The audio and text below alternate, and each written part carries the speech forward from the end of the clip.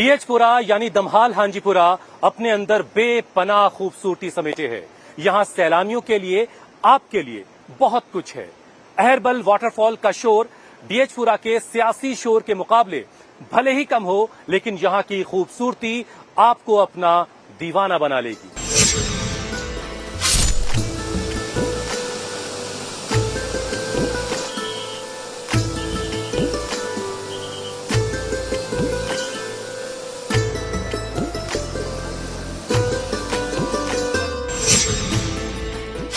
डीएचपुरा में खूबसूरत जगहों की पूरी एक चेन है।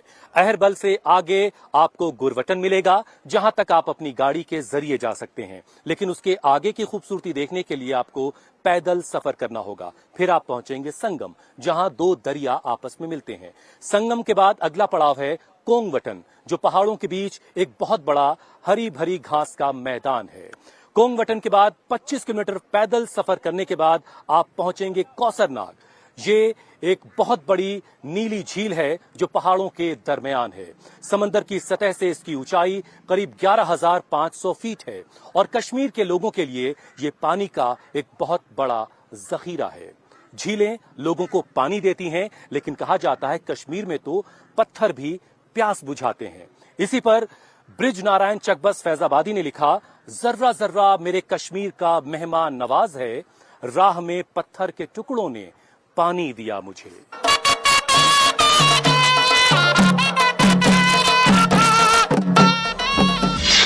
श्रीनगर से 68 किलोमीटर दूर बसा डीएचपुरा यानी दमहाल हांजीपुरा कश्मीर का खूबसूरत टूरिस्ट स्पॉट है।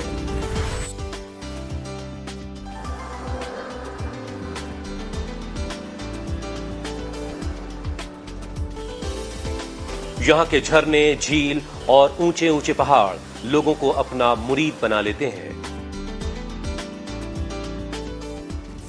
डीएचपुरा पहले नूराबाद विधानसभा के नाम से जाना जाता था, लेकिन डीलिमिटेशन के बाद इसका नाम बदलकर दमहाल हांजीपुरा कर दिया गया। पहाड़ों से घिरे डीएचपुरा में खेती, बागवानी, टूरिज्म और हैंडीक्राफ्ट लोगों की इनकम का मेन सोर्स है। हम इस वक्त कुलगाम के डीएचपुरा इलाके में हैं। बड़ा सुकून, बड़ी खूबसूरती है। हर तरफ सड़क के दोनों तरफ सेब के बागात हैं। आप देखिए जरा, फरमान आपको उस तरफ भी दिखाएंगे तो हर तरफ आपको सेब के बाग नजर आएंगे। लेकिन एक बड़ी तारीफ की बात यह है कि दोनों तरफ बिल्कुल सड़क से नीचे सेब के बागात हैं, लेकिन ना बच्चे इन सेबों को छूते हैं, ना कोई और इन सेबों को छूता है। मैं सोच रहा था कि मैदानी इलाकों में अगर इस तरह के बागात जो होते हैं, आम के बागात, तो कैसे उसकी सिक्योरिटी लगानी पड़ती है और कोई बच्चा छू ले तो हमने कई बार ये खबरें दिखाई हैं कि आम के बाग के मालिक ने उसको पकड़ लिया है। लेकिन ये सेब जो देखिए लगे हुए हैं और कोई इन्हें छूता नहीं है। अब इसकी जो बाजार वाली इसका जो कनेक्शन उसके बारे में जरा बात कर लेते हैं। देखिए ये जो सेब है, इसकी एक दुश्वारी ये है, एक हमने मालिक से बात करके एक सेब तोड़ लिया है। ये कश्मीरी सेब है, बहुत शानदार सेब ये कहा जाता है, लेकिन इसकी मुश्किल ये है कि विदेशी जो सेब हिंदुस्तान में आ रहे हैं उसकी ड्यूटी कम कर दी गई है। इस वजह से कश्मीर के इस सेब की जो बाजार की लड़ाई है वो बहुत मुश्किल होती जा रही है। जो किसान है वो बता रहे हैं कि उनको उनकी फसलों की अच्छी कीमत इसी वजह से नहीं मिल पा रही है, क्योंकि बाहर से जो सेब आते हैं वो इन सेबों से ज्यादा रंगीन होते हैं, वो ज्यादा डार्क शेड के होते हैं, देखने में ज्यादा खूबसूरत लगते हैं, लेकिन जायके में और क्वालिटी में कश्मीरी सेबों का कोई जवाब नहीं। अहरबल जैसे कई टूरिस्ट स्पॉट होने के बाद भी यहां सैलानियों की ज्यादा भीड़ नहीं नजर आती, जिससे टूरिज्म इंडस्ट्री से जुड़े लोगों की इनकम घट रही है। लोग बताते हैं कि बेसिक जरूरतें न होने के चलते पर्यटक इलाकों से दूरी बनाते जा रहे हैं। हम इस वक्त अहरबल में हैं। कुछ लोग हैं, जरा उनसे समझते हैं कि इनका कामकाज यहाँ कैसा चल रहा है। एक बड़ा टूरिस्ट डेस्टिनेशन है ये। क्या नाम भाई आपका? मुख्तार मागरे। मुख्तार, क्या करते हो भाई? मैं स्टैंड में रहता हूँ। क्या? अहरबल स्टैंड में मैनेजर हूँ। मैनेजर काम कैसा चल रहा है? काम वाम बहुत अच्छा है, लेकिन क्या परेशानी उतना ये टूरिज्म नहीं आता है यहाँ अहरबल में। इतनी अच्छी खूबसूरत जगह है यार ये तो है, लेकिन आती ही नहीं है यहाँ। क्यों, वजह क्या है? यहाँ पे कोई डेवलप ही नहीं हो गया अहरबल में जैसे होनी थी। हाँ, अच्छा। हाँ। तो अभी चुनाव का वक्त बहुत करीब आ रहा है, अब तो एक ऐसा नुमाइंदा चुनो जो तुम्हारे काम आए, कोई है ऐसा? इंशाल्लाह देखेंगे इंशाल्लाह। कुछ तय हुआ कि नहीं अभी? अभी तय नहीं हुआ तो अच्छा, इंशाल्लाह ठीक है, देखेंगे। ठीक है। क्या नाम भाई तुम्हारा? गुलजार अहमद। गुलजार, क्या करते हो भाई? बस गाड़ी चलाता हूँ। गाड़ी चलाते हो। कैसी है सड़कें, कैसी है भाई? सड़कें तो ठीक ही है। सड़कें ठीक है। फिर दुश्वारी क्या है? क्या बहुत परेशानी दिक्कतें है? हैं, बहुत दिक्कतें हैं। क्या दिक्कतें हैं बताओ, 2-3 दिक्कतें बता दो कम से कम। यहाँ पे डेवलप होने चाहिए। यहाँ पे टूरिज्म अगर आएंगे हाँ। तो हमारा रोजगार बढ़ जाएगा। तो हम दिखा रहे हैं अभी टूरिज्म आएगा जी, तुम्हारे लिए? आते ही नहीं यहाँ पे। हाँ। यहाँ पे हर जो भी कोई आता है हमारे कोई परेशान करता सरकार है। की तरफ से जो स्कीम से कुछ फायदा मिलता है, राशन वगैरह मिल रहा है, हेल्थ कार्ड है तुम्हारे पास? जी। ये सब चीजें हैं, मिल रही जी हैं? सर। अच्छा। तो अभी चुनाव जब करीब है जी। वोट करना है, कुछ फैसला हुआ कौन बेहतर है? अब सोचते हैं। अभी सोचा नहीं? जी अभी नहीं सोचा जी। पीडीपी के गुलजार अहमद डार, नेशनल कॉन्फ्रेंस की सकीना इत्तू, अपनी पार्टी के अब्दुल मजीद और जेडीयू के मोहम्मद अयूब के बीच चुनावी फाइट है।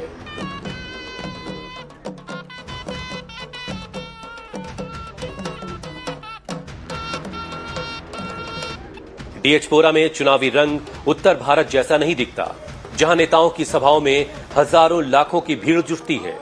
यहां कैंडिडेट छोटी छोटी सभाएं करते हैं। 2-2.5 हजार की भीड़ वाला कैंपेन काफी इफेक्टिव माना जाता है। हम इस वक्त डीएचपोरा के गांधवनी इलाके में हैं। सकीना इत्तू साहब जो हैं कैंपेन में लगी हुई हैं, जबरदस्त नारेबाजी हो रही है और यहाँ पर अभी जो खामोशी से पहले जो आवाज मैंने सुनी वो सकीना इत्तू जी को वजीर आजम बनाने की बातें हो रही हैं। सकीना जी, बस silence silence silence please. Sakina ji, पहले तो बताइए कि कैसी तैयारियां चल रही हैं? तैयारियां तो इंशाल्लाह पसीने हो रही हैं जी। ये तो लोगों की भीड़ इतनी है, लोगों की मोहब्बत है। बार बार आवाम के हुकूक की, आवाम के अधिकारों के तहफ्फुज की बात हो रही है, तो ये कैसे होगा? ये क्या 370 आर्टिकल 370 को वापस लाने की कोशिश है या उसके जैसा कोई और चीज आप लाएंगे जिसके जरिए यहाँ के लोगों के हुकूक की तहफ्फुज की बात है? नहीं, और चीज की बात नहीं है। 370-35A का कोई अल्टरनेट नहीं हो सकता, कोई मुतबादिल नहीं हो सकता, क्योंकि ये गारंटी थी। उसमें चाहे लैंड गारंटीज की आप बात करिए, जॉब गारंटीज की बात करिए, इनके अपने हुकूक की बात करिए। हमारी रियासत जम्मू कश्मीर एक पुरानी रियासत थी जो हिंदुस्तान का ताज माना जाता था। उस रियासत को तहस नहस किया, बिल्डोज किया और जो रियासत जम्मू कश्मीर को खत्म किया गया, इन सब चीजों के लिए हम इंशाल्लाह जदोजहद करेंगे, लोगों का सपोर्ट मांगेंगे। गुलजार अहमद डार साहब कैसा चैलेंज आपको दे रहे हैं? कैसा मुकाबला? ये गुलजार अहमद डार कौन है? गुलजार अहमद डार कौन है? मुलाकात नहीं वही सी। गुलजार अहमद डार एक एक्स मिलिटेंट रहे हैं। 96 में MM का कमांडर था वो। उसने बंदूक लाया, पाकिस्तान गए, वहां से ट्रेंड होके आए। पिछली बार पीडीपी के सिंबल पर चुनाव जीते अब्दुल मजीद इस बार जम्मू कश्मीर अपनी पार्टी से मैदान में है। माना जा रहा है कि कुछ हद तक इसका नुकसान पीडीपी कैंडिडेट गुलजार अहमद को होगा। इसीलिए सकीना के समर्थकों का जोश 7वें आसमान पर है। नाम क्या है भाई आपका? एजाज अहमद खान। एजाज, क्या कर रहे हैं भाई आप? बस ये घर का ही काम करते हैं। घर का ही, मतलब खेती बाड़ी? हाँ जी, हाँ जी सब सर। ठीक ठाक चल रहा है? Okay sir. तो एजाज भाई, क्या मुद्दे हैं, क्या इश्यूज हैं आपके जिनको लेके आप वोट करने वाले हैं बहुत जल्द? हमारा मुद्दा तो यही है, 10 सालों से हम चाहते हैं कि एक अच्छी हुकूमत बने, यहाँ पे जो लोगों की खिदमत करें और जो लोगों के मसाइल है यहाँ पे तकरीबन बड़ी बड़ी मसाइल है वो पूरी हो जाए। 2-3 मसाइल तो बता दीजिए। गांव में कुछ ना कुछ है, हमारा जो ये विशु है ये डैमेज करता है आधे इलाकों को। कुछ गांव पड़ते हैं, कुछ विलेजेस पड़ते हैं इस विशु से, जिससे वहाँ पे नुकसान होता है। इसका नाम है? हाँ जी विशु, नाला विशु। अच्छा, नाला। ये डैमेज करता है कुछ गाँव का। हम चाहते हैं वहाँ पे एक प्रोजेक्ट कुछ बंद हो। वो हमें पूरा की पूरा मुद्दा तब हो सकते हैं जब हमारा कायद उमर अब्दुल्ला यहाँ पे आए और वो सरकार बनाए। आप सकीना इत्तू को? हाँ जी। ठीक है। हाँ जी। डार साहब का क्या होगा भाई फिर? डार साहब की तो बात ही नहीं है यहाँ पे। अच्छा। हाँ जी। क्या नाम है आपका सर? मोहम्मद यूनुस। यूनुस भाई, क्या करते हैं भाई? बस बिजनेस। हैं? मछलियाँ ठीक है यहाँ पे? मछलियाँ बड़े बड़े है। ये अहराबल का नाला मशहूर है। अहराबल की मछलियाँ बड़े है बेटा। अच्छा। 10-10 तो केजी का यहाँ एक। इलेक्शन में क्या बातें हो रही भाई? बस यहाँ क्या हो रहा है, यहाँ सकीना जी का ये तो वेव आ गया है बस। और किसका नाम है यहाँ? यहाँ तो किसी का नाम रखा नहीं है। गुलजार साहब के क्या पोजीशन है भाई इस बार? गुलजार साहब की क्या पोजीशन है? हाँ। इसको हम यहाँ जानता नहीं है कोई, तो क्या अच्छा। डालेगा इसको? अच्छा। जेडीयू के मोहम्मद अयूब कई साल स्थानीय अस्पताल में डॉक्टर के तौर पर काम कर चुके हैं, इसलिए उनकी पकड़ काफी मजबूत है। वो बेरोजगार युवाओं को विदेश भेजने का ख्वाब भी दिखा रहे हैं। हम इस वक्त डीएचपोरा के मजगाम इलाके में हैं और आप देखिए यहाँ नीतीश कुमार की भी एंट्री हो चुकी है। डॉक्टर मोहम्मद अयूब मत्तू, 2 सीटें हैं कश्मीर की जहां पर जेडीयू ने अपने कैंडिडेट दिए हैं और डॉक्टर अयूब भी उनमें से एक हैं। डॉक्टर साहब, कैसी तैयारी चल रही है अभी? बस जोरों से तैयारी चल रही है। अभी 2 दिन हो गए, हमने कैंपेन शुरू कर दी है, तो इंशाल्लाह अच्छी फाइट दे देंगे। जो यहाँ के इश्यूज हैं, जैसे कल मैं लगातार लोगों से कल से बात कर रहा हूँ, एक हेल्थ केयर सिस्टम को लेकर लोगों जी हाँ, जी हाँ। बड़ी शिकायतें लोगों ने की और बहुत सारा अनएम्प्लॉयमेंट, कैसे लड़ाई होगी इसके खिलाफ? क्या रोड मैप है आपके पास? जी, हमने एक रोड मैप निकाला है, हमने मैनिफेस्टो निकाला है यूथ के लिए।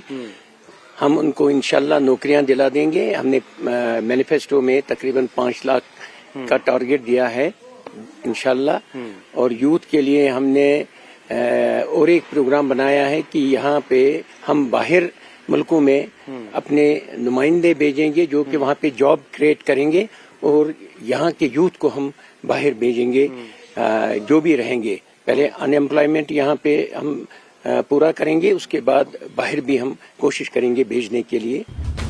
धारा 370 और आतंकवाद के सफाए का लोगों के दिमाग पर असर जरूर है, लेकिन यहाँ ये चुनावी मुद्दा नहीं है। वोट के लिए ज्यादातर लोग लोकल इश्यूज पर फोकस कर रहे हैं।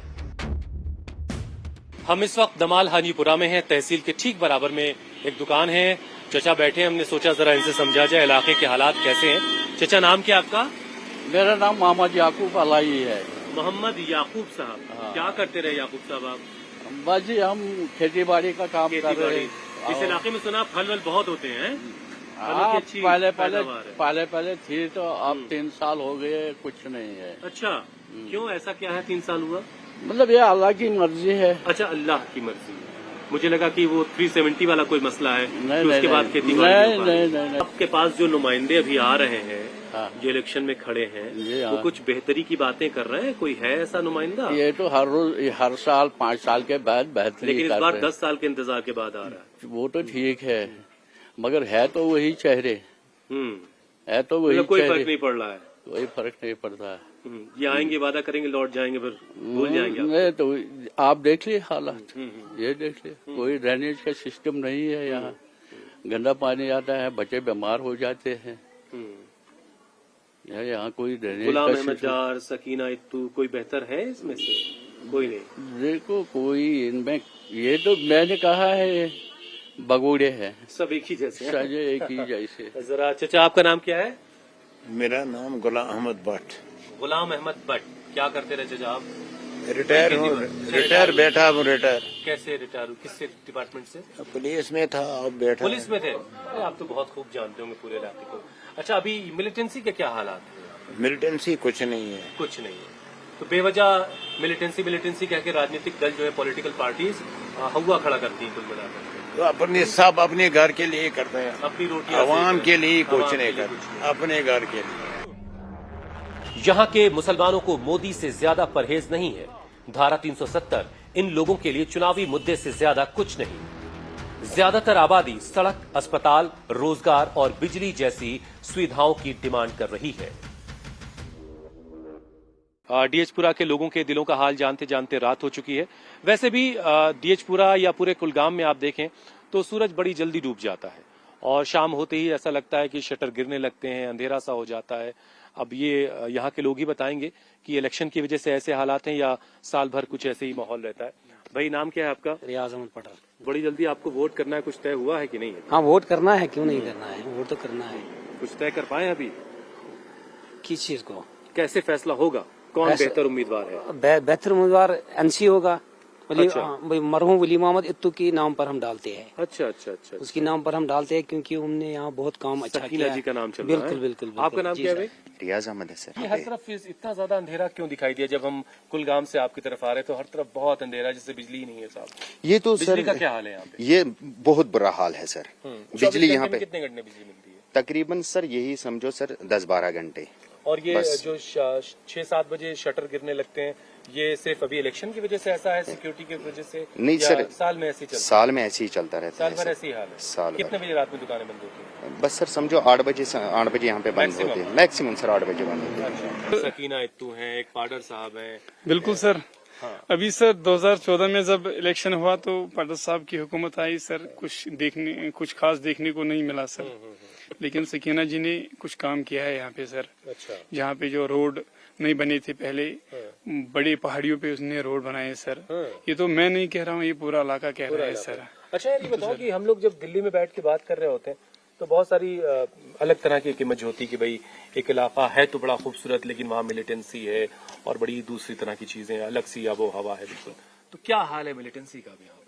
नहीं सर, यहाँ तो अगर हम देखेंगे तो पिछले अगर हम मतलब कुछ मतलब 1-2% अगर आप देखेंगे, अगर आप हिस्ट्री पे जाएंगे, प्रीवियस हिस्ट्री पे जाएंगे तो 1-2% यहाँ पे देखने को मिलेंगे सर आपको हिस्ट्री में। अगर हम प्रेजेंट की बात करेंगे तो खत्म है मेरे ख्याल से नथिंग। अच्छा, एक चीज और बहुत एवरीथिंग इज ओके सर। बल्कि कई पॉलिटिकल पार्टीज जो हैं उसका नाम भी ले रही हैं कि उसको वापस लाएंगे। 370 आर्टिकल 370 सर। इसके हटने से आपकी जिंदगी में क्या बदला? हमारे जिंदगी में सर क्या बदलाव हुई है, यहाँ पे बेरोजगारी जो है वो दिन ब दिन बढ़ती जा रही है। तो अगर आप देखेंगे यहाँ की, अगर आप रेशो देखेंगे यहाँ की, मतलब जो लिटरेसी रेट है वो तो बहुत अच्छी है, लेकिन अगर आप देखेंगे अनएम्प्लॉयमेंट कितनी है यहाँ पे, वो तो समझो मेरे ख्याल से अगर मैं एनालिसिस करूँ तो 95%। 370 हटी, इससे कुछ बदला आपकी जिंदगी में? कोई बदले नहीं होता सर। कुछ ठीक हुआ या कुछ नहीं, खराब ठीक हुआ? तो कहाँ हो गया सर, तो ठीक नहीं होता है। क्यों 370 मुकाया, फिर यहाँ से बेरोजगारी जबरदस्त आया। बेरोजगारी हाँ बहुत है सर। शेख नूरुद्दीन नूरानी की ये दरगाह डीएचपुरा ही नहीं बल्कि पूरे कुलगाम के लोगों के लिए एक बड़ा मकाम रखती है।